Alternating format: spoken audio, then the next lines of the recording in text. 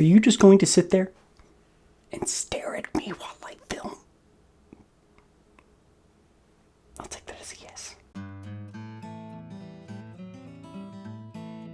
Hello everyone, and welcome back to another episode of Drunk Camera Reviews.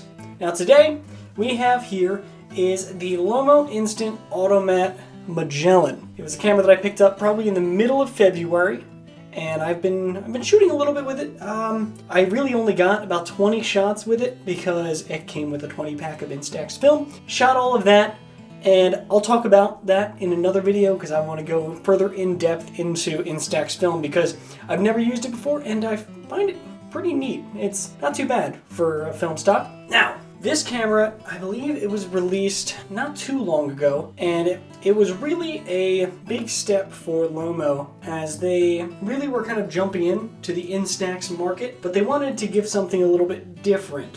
The Magellan especially is really, really neat because it is actually, I think, the widest angle lens ever used on an instant camera. Now, I'm not talking about like medium format instant because then you could just go however big you want, but this one is a 21mm equivalent, which is super nice when you're shooting, I don't know, landscapes, or if you're just at a party taking pictures. You can really get up close and personal with people, but still capture a lot of detail in the actual pictures. Now, before we get into that as well, I also have my beer that I've been drinking recently, which is a peach ale from, from Four Peaks, which is actually local here in Tempe. And I find this one actually pretty good. I've been drinking it for a few weeks and it's quite delicious. I'll give it that. Now, back to the Lomo Instant. Now, as I said before, the lens that is on this camera is technically a 38mm f4.5, which is an equivalent of 21mm. Now, this is a all-glass lens, and it is pretty I mean, for an instant camera, as I've heard, they use a lot of plastic lenses, but to actually have a glass lens that has a minimum focus distance of, I think it's 0.3 meters, but you can actually also add a close-up adapter, which I have right here, which just screws on the front of it. And this actually allows you to focus up to 10 centimeters, which, holy crap, you do some macro photography with instant photography. It's crazy. There isn't really much to the lens itself. It's basically a fully automatic camera. Besides, you can use a bulb mode with it, and the bulb mode goes up to 30 seconds. Now, you can also remotely trigger that with the cap itself. And the cap has a timer and a immediate. You can actually push, there's two different buttons for each one.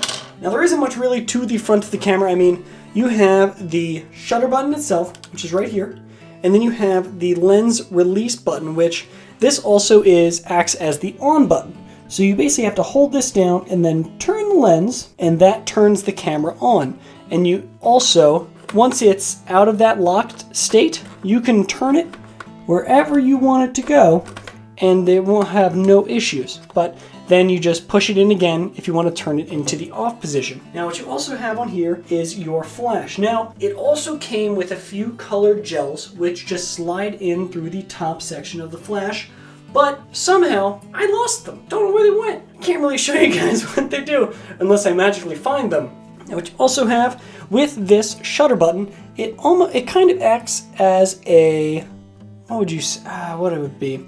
Like a selfie mirror. It is slightly curved, so hopefully you don't see me in the background, but you can actually frame yourself with that mirror. And you can frame yourself either portrait or landscape, either one you choose. Now, it's kind of interesting that they went with an orange theme with this camera because you have, of course, the glass and the orange ring around the camera, but you also have where the film exits, and that is also orange, along with some other fine details on the back. Now, I'll do some loading of some film. I actually went out and bought some film so that I could show you how you load Instax film. Now, oh god, it's really bright because it doesn't really, I can't really, this was the only film pack they had left at Walmart, so don't judge me for fun little, what would you call them? Fun borders. Oh my god, and they're, oh Jesus. I mean, like, look they're absolutely adorable. Yeah, but I'll do that in a second. Let me get on to the actual functions on the camera. Now, when you turn the camera on itself, you got a little bit of lights right here, which will tell you that it is on auto exposure and that the flash is on. Now, if you want to turn the flash off, all you have to do is click it. One click.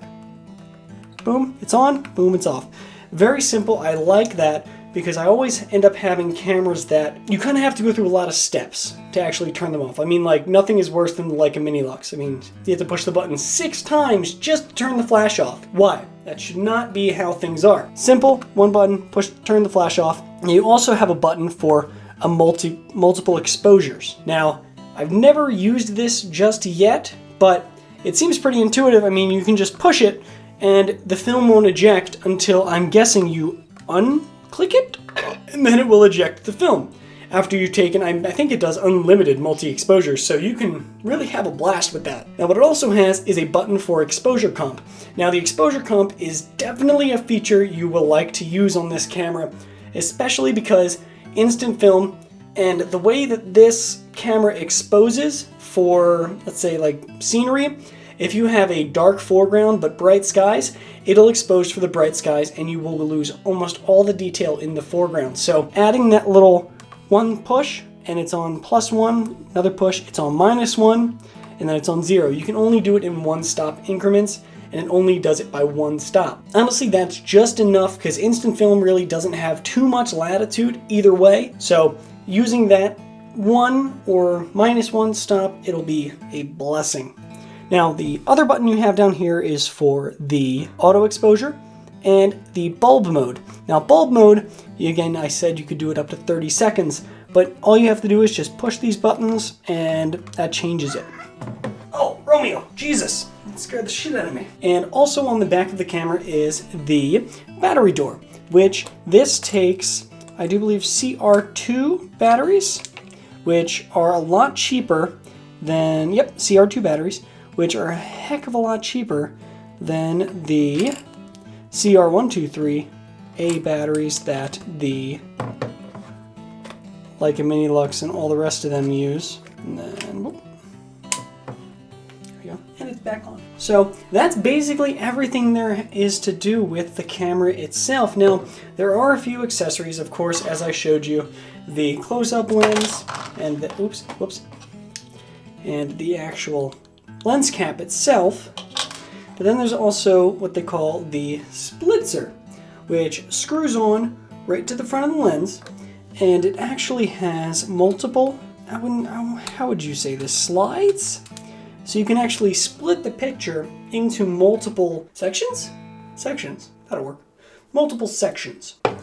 Words elude me today. But that's basically, that just screws onto the front of the lens and it does something, I'm not quite sure what, but that's basically everything there is to really see about the Magellan. I'm going to talk one quick thing, mainly of shooting experience.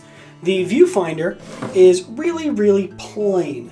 Now, it doesn't have any sort of parallax correction. It's right here. It doesn't have any sort of parallax correction, so if you are shooting really up close, you really have to judge where the lens is as compared to where the viewfinder is, because you will find yourself getting kind of lower down shots than you were trying to frame. Now, sometimes this is okay, sometimes this isn't. I've had mixed results. I mean, if you have this camera, tell me how you like it in the comments down below. Now, let's get on to the actual film packs itself and actually loading up these cameras. Now, basically just tear this pack open. I feel like I'm opening it the wrong way, but who cares? And almost every film pack, Instax film pack, will come in a package somewhat like this, a little silvery thing, and it has directions on how to actually open it if you're a complete idiot like me. Now, it just opens up like this. Throw that away. Now, the main thing is, this yellow mark, basically you just can't mess this up. It's super simple. This little lever drops the back down, if it'll go down. Now it has these two little rollers right here that press into the back that make sure that the Instax film that you're shooting is pressed evenly up against the front area of this thing.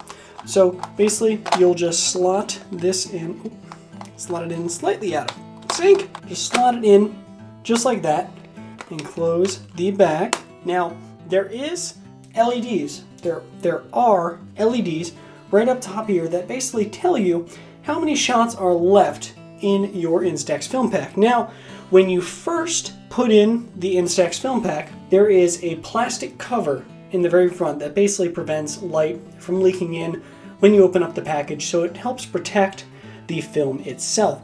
Now, basically all you have to do is push the shutter button once, and that little cover ejects, and there it is. That's basically, and now you're ready to shoot. That's basically all there is to loading the Instax film into the Lomo'Instant Automat Magellan. Very simple, very easy to use. Now, I'm going to get into the actual shooting experience of shooting instant film with this camera in another video, because I feel like I need to go into the actual film itself a lot more, because it's very interesting, because I've never shot instant film before, and it was a whole different experience actually being able to pop out a photo immediately. And yeah, I'll save that for another video. I'll save all my thoughts on that for another video.